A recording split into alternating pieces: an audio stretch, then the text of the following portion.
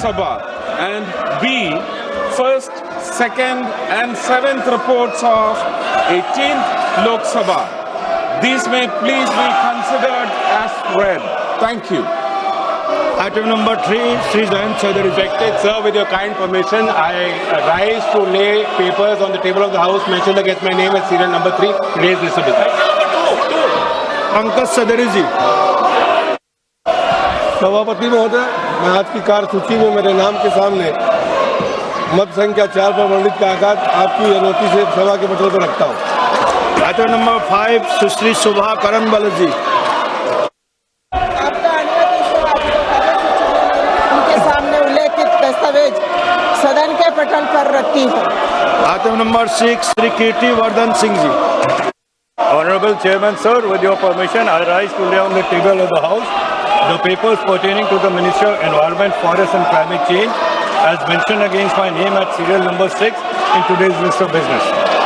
और 7, श्री हर्ष मालहोत्रा जी। आदरणीय सभापति महोदय, मैं आज की कार्यसूची में क्रमांक नंबर 7 पर मेरे नाम के सामने उल्लेखित पत्रों को सदन के पटल पर रखना चाहता हूं। Item number 8, Shri Kirti Azad ji.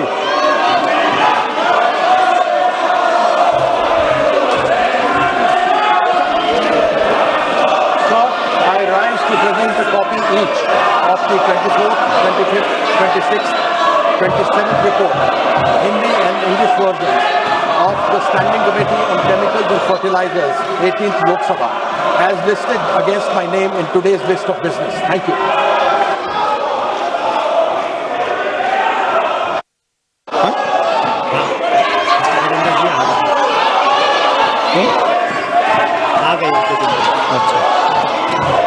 Shri Gajendra Singh ji. Item number 9, Gajendra Singh ji.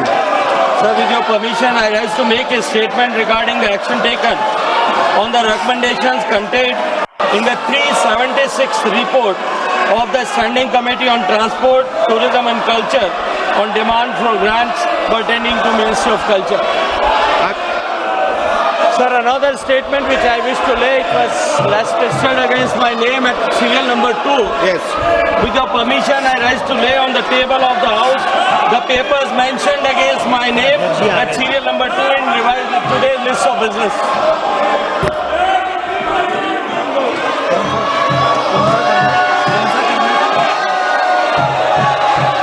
Item number 11, item number 10, Jayant Chaudhary. Sir, with your kind permission, I rise to make a statement regarding the status of implementation of recommendations contained in the 17th report of the Standing Committee on Labour, Textile and Skill Development on demand for grants 2026-27 pertaining to the Ministry of Skill Development and Entrepreneurship. Number 13, Shri Jitendra Singh. Adhyaksh Mahoday, I rise to move for leave to introduce the Public Examinations Prevention of Unfair Means Amendment Bill 2026 to amend the Public Examination Prevention of Unfair Means Bill 2024. Thank you, Speaker sir.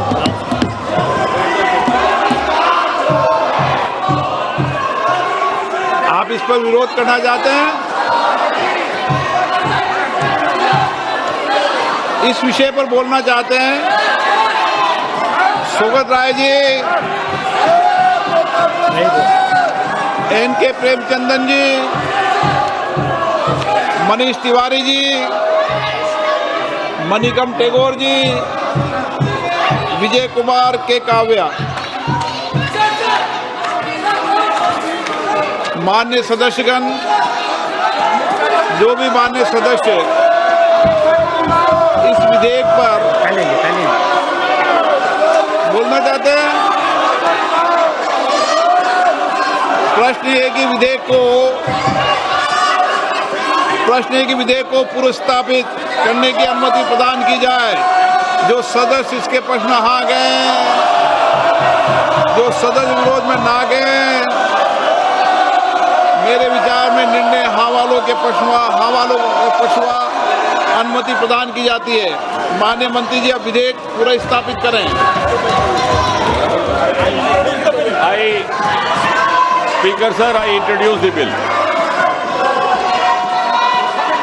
मान्य सदस्यगण, लोक परीक्षा अनुचित साधन निवारण संशोधन विधेयक 2026 पर संशोधन प्रस्तुत करने के लिए मैं 1 बजे तक का समय देता हूं। मान्य सदस्यगण, ये महत्वपूर्ण विधेयक है और इस विधेयक से जो सदन की मंशा है, देश की मंशा है, उस पर व्यापक चर्चा होगी। सभी दल के लोग इस विषय पर बहुत दिनों से मांग कर रहे थे और ये एक सुधार का प्रथम कदम है।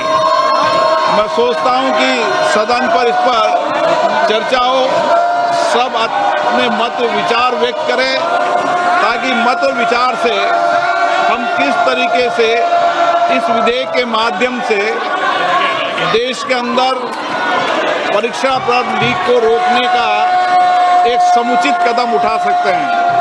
इसलिए मेरा आप लोगों से आग्रह है, मैं आपको पर्याप्त समय दूंगा इस विषय पर। सदन की जितनी सहमति होगी उतना समय मैं आपको इस विधेयक पर चर्चा करने के लिए दूंगा। मेरा आपसे आग्रह है, ये महत्वपूर्ण विधेयक पर आप सदन का सहयोग करें और इस पर चर्चा करें। चर्चा करना चाहते हैं?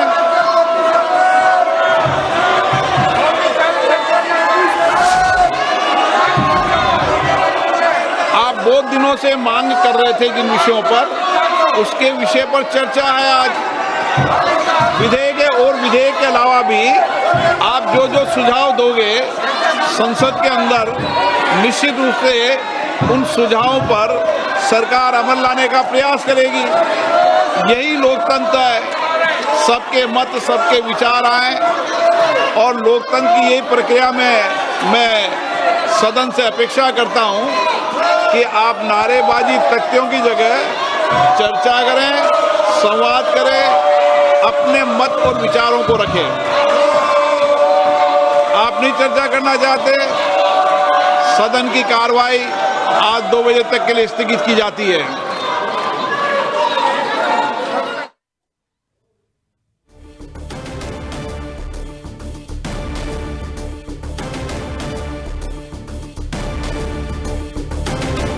రైట్, లోక్సభ సమావేశాలు మనం చూసాం. అటు విపక్ష ఎంపీల ఆందోళనల మధ్య లోక్సభలో పబ్లిక్ పరీక్షల అక్రమాల నిరోధక చట్టం 2024 సవరణ బిల్లునైతే కేంద్ర మంత్రి జితేంద్ర సింగ్ ప్రవేశపెట్టారు. సభ కొంతసేపు వాయిదా పడ్డట్టుగా కూడా తెలుస్తోంది. అటు ఇందులో కీ పాయింట్స్ కనుక మనం చూస్తే, అటు ఎవరైనా పేపర్ లీకేజీకి పాల్పడితే అందులో ఉన్నటువంటి శిక్ష కావచ్చు, ఫైన్ కావచ్చు, వాటిని సవరించడం జరిగింది.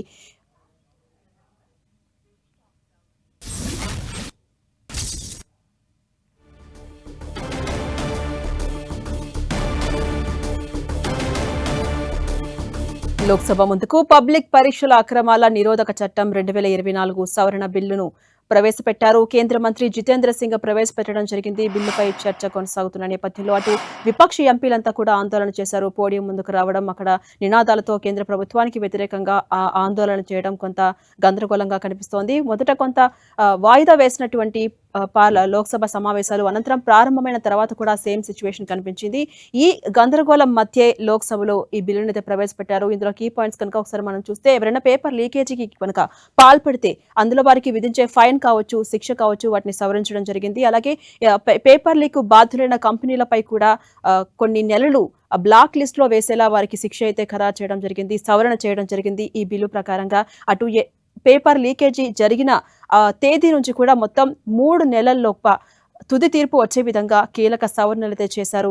అటు లోక్సభ సమావేశాలు మధ్యాహ్నం 2 గంటలకు వాయిదా పడ్డ సందర్భం మనం చూస్తూ ఉన్నాం. విపక్ష ఎంపీలంతా కూడా కొంత గందరగోళ పరిస్థితులకు కారణమవుతూ ఉన్నారు.